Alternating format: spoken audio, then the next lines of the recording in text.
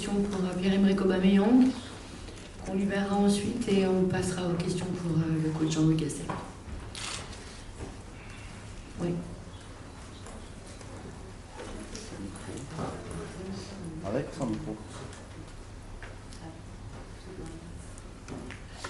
Je ne sais pas s'il y a un micro à faire passer au journaliste. Ici. Merci. Allez, Karine, tu peux démarrer.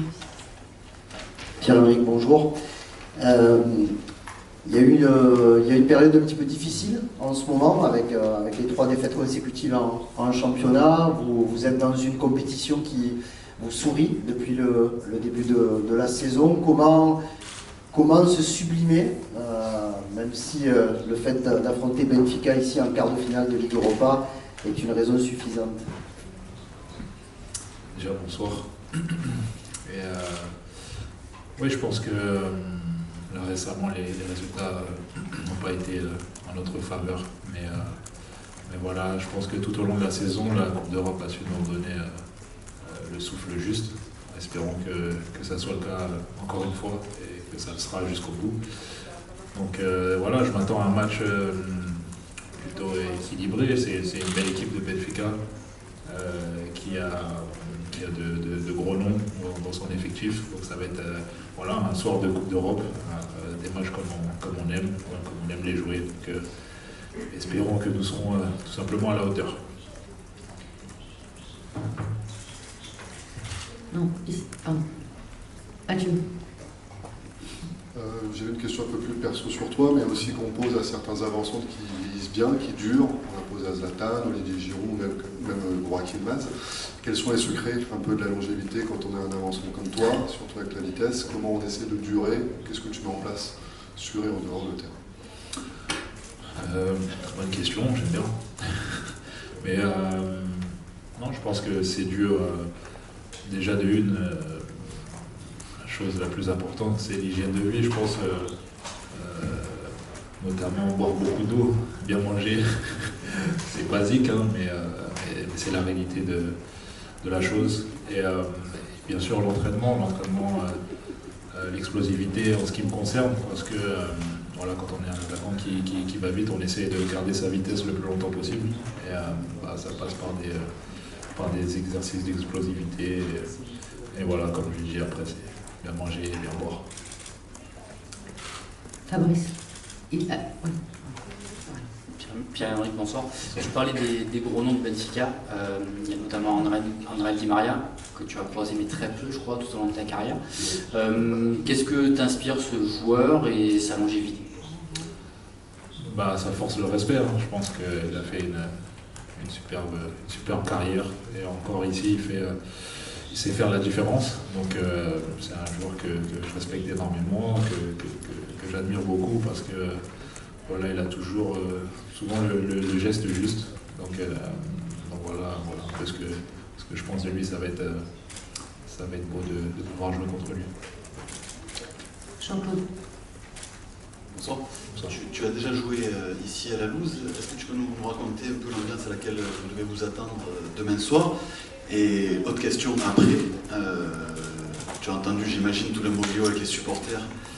Qu'est-ce que tu penses de cette histoire rocambolesque, une autre dans cette saison incroyable?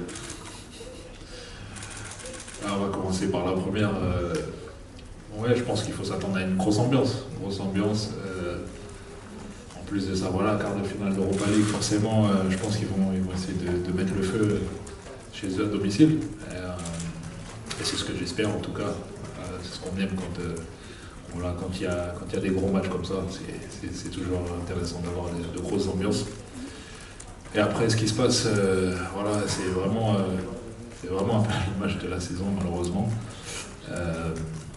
Je trouve que c'est pas football. Je trouve ça dommage que les supporters ne puissent pas assister à un match de foot, surtout un quart de finale de Coupe d'Europe. Donc voilà, en espérant que la situation puisse changer d'ici demain. Personnellement, je reste positif. J'espère qu'ils laisseront rentrer à nos supporters parce qu'on a besoin d'eux. Partout où on va, ils sont là. Donc voilà, pourquoi pas demain soir, pardon. voilà, comme j'ai dit, je vais rester positif. Mathilde.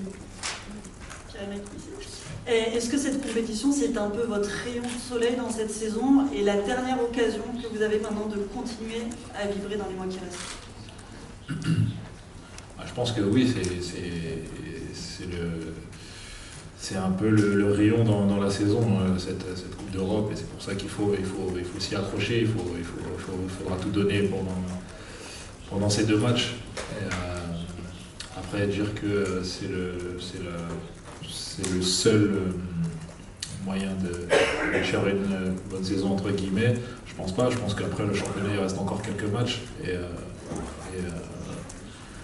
j'ai l'impression que les équipes devant ne veulent pas nous tuer, donc il reste encore un petit espoir, très, très mince, mais tant qu'il y a l'espoir, on va continuer à tout donner. Mais c'est sûr que la Coupe d'Europe, ça reste la belle chose de la saison.